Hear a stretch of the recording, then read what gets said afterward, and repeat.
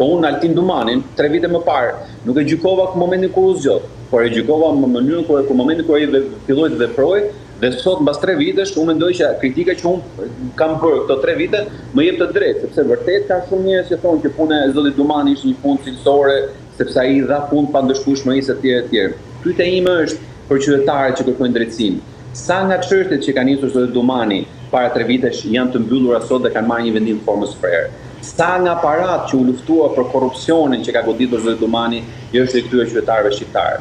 Qofse qytetarët shqiptarë kërkojnë thjesht se më thënë gjyqjet popullore, siç si ato të kohës së komunizmit, dhe kjo për ata është e mjaftueshme si më thënë si këmbim ose si kthim brapa i investimit të besimit të drejtësia, ata janë drejtë tyre të pranojnë këto. Unë nuk e pranoj këtë. Mua nuk më intereson nëse Belinda Balluku futet apo jo në burg. Mua s'më intereson as Erion Velienës, që unë e kam pas dhe kam akoma si në raportet e në gjyq. Dhe edhe në gjyq. Bën apo jo burg. Unë s'kam asgjë personale, as me Erion Velien, as me Belinda Ballukun, as me Ilir Beqin, po doni as me Edi Ramën. E vetëm gjë personale që unë kam me këta njerëz është se vullnetin dhe besimin qytetarëve që ata kanë pasur për qeverisë të vend e kanë shndruar siç na kanë treguar dhe hetimet e Spakut në vjedhjen e profitimeve personale në shuma të cilat po të ishin përdorur për qytetarët do prodhonin ku e ku më shumë sukses, ku e ku më shumë riqenie dhe jo pensione, si më thënë në vitin 2025 pensione 100 euro për ata që kanë dhënë jetën për ta ndërtuar këtë vend. Unë për këtë kam folur dhe unë këtë kam pritur që të paktën ky standard të ishte vendosur sa të pak në punën 3 veçare të zotit Dumani. Ky standard jo, vetëm që nuk u vendos, po përkundrazi, thjesht ne rikthyem, si më thënë, gjyqjet publike, duke diskutuar për SMS, për veshmbathje, për objekte seksuale që nuk kanë lidhje me atë që i duan qytetarëve, që është drejtësia dhe pse jo rikthimi i dëmeve që është bërë nga korrupsioni. Kjo gjë nuk ka ndodhur. Pritshmëritë tua për 3 vitet e Braut si janë apo është herët? Edhe një herë, unë njëjtën gjë po e them, siç e ndodhi me zotin Dumani, nuk kam ndërmend, sepse unë s'kam asgjë personale, as me zotin Dumani, sigurisht as me zotin Braut. As me zotin Braut. Unë mendoj që kjo që kemi parë dhe produkti që ata nxjerrin nga Spaku nuk është se vullneti i tyre është i tillë. Problemi është mënyra se si është ndërtuar Spaku. Mënyra se si sistemi që është ndërtuar i reformës në drejtësi, i cili, si më thënë, u duk qartë me gjëra fjalët e ka mbledhje djeshme e KLP-s. Të betohen pandi, nuk e di sa ke ndjekur, jam i sigurt që ke përcjell.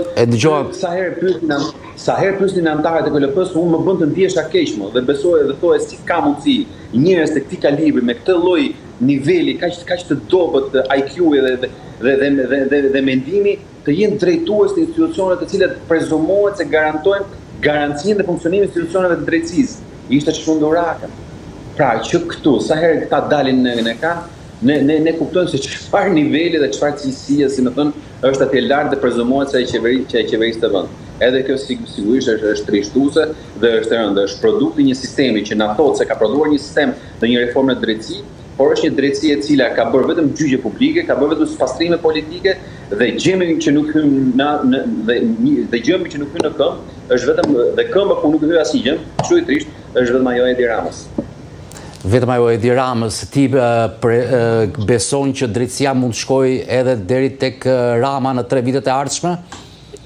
Jo, nuk besoj, sepse ta thash edhe herë, është e pamundur, është si të thuash që në emisionin tënd do vinë të paftuar njerëz që ti nuk i thon ose do futen në lidhje të drejtë për drejtë njerëz që ti nuk i lejon të futen. Nuk ndodh kjo pandi. Siç është emisioni jot ky transmetim aktual, ashtu edhe Spaku dhe reforma e drejtësisë është emisioni dhe misioni thonë za personali i Edi Ramës. Një gjë që ti ke ndërtuar me duart e tua nuk mund të kthehet kundër dhe nuk mund të sfidojë. Faktën deri në këtë moment. Qofse pastaj ndodh ka një skenar që ne nuk e dimë dhe nuk e shohim për momentin, ndoshta është më pritur, sepse ky është një vend që ka kaluar dhe 97-ën, ka kaluar dhe 2011 21 janarin e famshëm, ka kaluar sa raste të cilat si më thënë duken si ngjarje rastësore, por ndoshta rastësore s'kan qenë. Deri në këtë moment që flasim, mendoj që është kështu siç them unë dhe fatkeqësisht është kështu siç them unë. Do doja shumë që unë ta kisha gabim dhe reforma në drejtësi ishte në drejtimin e duhur. Por qytetarët duhet të shohin dhe ja i studoj edhe një herë. Të kuptojnë, a kanë sot trejnë senatorë siç ju premtuava në 2015-ën, a është shëndetësia falas për ato, A janë vërteta denoncimet që bën kolegu jonë Osman Stafa, i cili me qira fjala ditën e djeshme është kërcënuar dhe i ka thënë mos shohim më tek obori onkologjiku dhe kujtojmë që tek onkologjiku trajtohen njerëzit të sumuar me kancer. Kemi një gazetar që flet dhe mbron interesat e njerëzve që mbrohen që kurohen nga kanceri, dhe sot kemi një gazetar që është kërcënuar pse mbron dhe pse denoncon keq trajtimin e të sumuar me kancer. Ky është shteti që kemi sot neve. Pra, kur mbron të pamundur, kur mbron të ata që si më thënë, janë duke vuajtur një sëmundje që mos e dhën Zoti t'i bjerë kujt.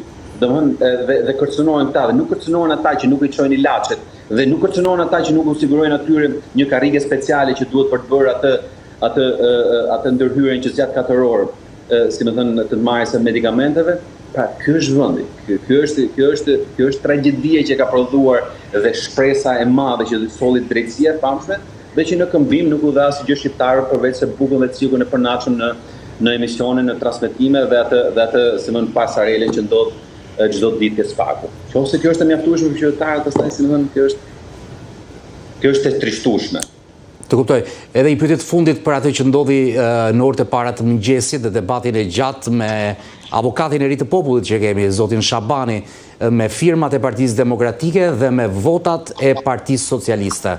Si e peti gjithë të që ndodhi brenda PD-s, 35 deputet Partisë Demokratike i dhanë firmat, pastaj thani të roqëm, nuk u pranua të reqja e tyre dhe u votuan me 85 votat e socialistëve edhe me votën e Edi Ramës, i cili është në të paktat seanca që shkon dhe voton, aq më tepër dhe në orët e para të mëngjesit. E kuptoj që pyetja jote ka të bëjë me qasjen e PD-s, por unë kam një përgjigje edhe për mënyrën si u shoh PD-ja dhe çfarë na tregoi vota e Edi Ramës për Endri Shabani. Po e nis nga e para. Unë kam folur për një mundësi të humbur që Partia Demokratike pati ose solli me këtë rastin e zgjedhjes së avokatit të popullit, sepse mendoj që duhet ta kishte adresuar shumë më mirë, duhet ta kishte adresuar me mënyrë më të kujdesshme, në mënyrë më profesionale, për të thënë që edhe për një institucion, si më thënë, honorifik po e quaj kështu, megjithëse honorifik nuk është avokati i popullit, ne nuk e kemi thjesht për të gjetur një emër edhe një vendi të punës,